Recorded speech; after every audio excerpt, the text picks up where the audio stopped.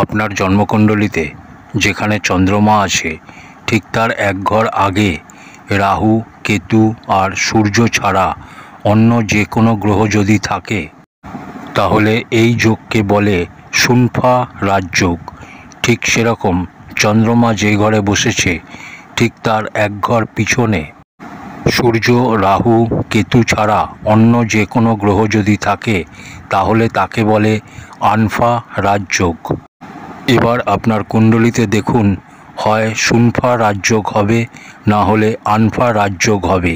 এবার যদি আপনার কুণ্ডলিতে এই দুটোর কোনো যোগই না থাকে, অর্থাৎ চন্দ্রমার আগে ও পিছনের ঘর যদি ফাঁকা থাকে তাহলে তাকে কেন্দ্রুম যোগ বলে।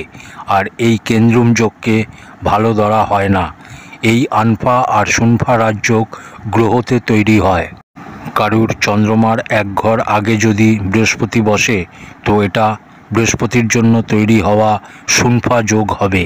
কারুর যদি চন্দ্রমার এক ঘর পিছনে বুধ বসে তো এটা বুধ দিয়ে তৈরি হওয়া আনফা যোগ হবে।